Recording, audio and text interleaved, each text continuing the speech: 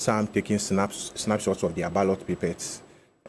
Others also, one pockets of incidents and the other, like what happened in Ayawaso, West Wuogon, where John Dumelo was making similar allegations against Madam Lydia Alhassan, the incumbent member of parliament for the good people of Ayawaso West Wuogon constituency.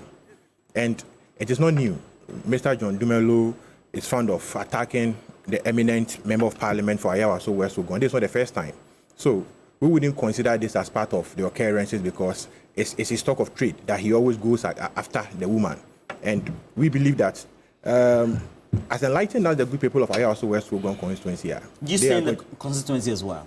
Come again. Do you stay in the constituency as well? At the peripheral of the constituency. Okay. I live at North Wuogon. Do you think it is normal to be sharing food and then giving out water to voters? These are voters. Forget about them being security personnel and other emergency service or special voters. Is it normal? Yeah, you can do it, but it shouldn't be in the queue. You can gift out things to people, but it shouldn't be in the queue. Not to influence their vote or whatsoever. Even after voting, you can dish out. If you have a gift to give to someone, you can give to that person after the election. So that's your advice to her? No, in order not to... That's on hindsight, she should have done that? Absolutely, certainly. Okay. So would you say that the response of John Dumelo is apt? Because anybody could do that. No. Because at least food is something a normal politician could afford. No, I read somewhere on a portal. I don't think you played out the whole transcript of what Dumelo said, using the word like stupid and those kind of things. No, because we're ethical. We can't play everything that people are there. And we don't control what John Dumelo... Absolutely. It's clearly so too, we don't control what Lydia does. It's clearly uncivilized. You are an aspirant in an election. We have the organizers of the elections. And we have people that man the elections with the rules and regulations that has been enshrined for the purpose of running the elections, for transparency, for all that there is as far as the elections are concerned. So if you have any legitimate concerns, you can use civil means of what? Exercising your protest, not to the extent of using unprintable words against your fellow competitor or your fellow aspirant in an election of this nature. Indeed, you are aspiring to lead and serve the people of Ayawaso West Wuogon or to lead and serve the people of Ghana, but not to be abusing people in that manner as John Dumelo did. He has done this in the past and he continues to lose the elections. And I don't know why he continues to do that. If for anything, he has anything against Madam Lydia Alhassan, then it shouldn't be through elections.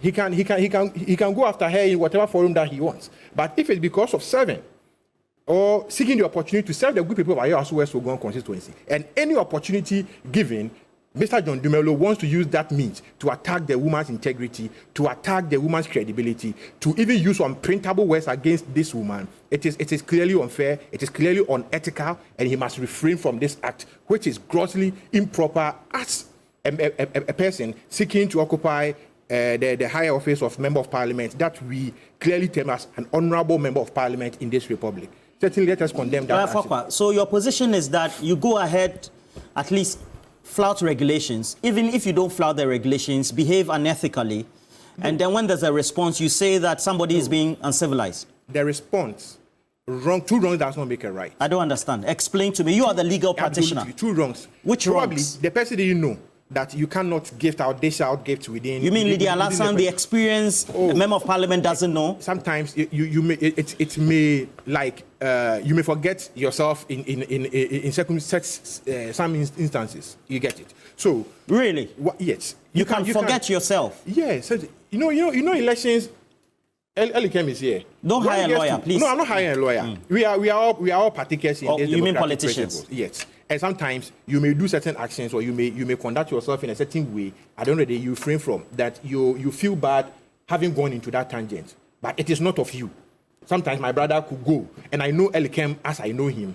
He's a decent gentleman, but because of sometimes one or two things, you may step on a wrong toe or you may go off the line. But it is not of you.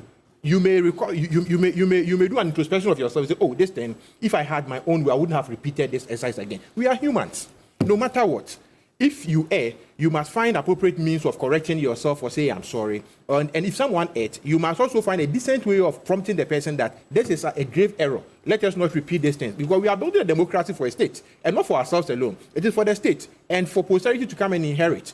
if we are using unprintable words, if we are bantering among ourselves as leaders, seeking the mandate of the good people, then where lies our supporters? What should our supporters be doing behind the scenes and those things? Let us use ourselves as symbols of peace. Let us use ourselves as symbols of integrity. Let us use ourselves as symbol of civility for our followers to also follow. It is not only signing peace pacts that will let peace prevail. But the leadership, we must demonstrate. So you go and share the food, you flout the regulations, and then you don't respond. You become like father for all. That's how you want John Dumelo to behave. Who becomes father for all? You want him to be receptive to flouting key electoral ethics. No. As far as protests are concerned, there are laid down procedures for us to challenge certain occurrences that we believe is an aberration of the rules and regulations governing the sanctity of an election. And certainly, once he did not use that, but he took the law into his own hands to go and attack, to go and insult, to go and even fight. Using provocative words, unprintable words. That's a verbal attack. Where in our constitution that is prescribed that you can use unprintable words against your fellow Ghanaian?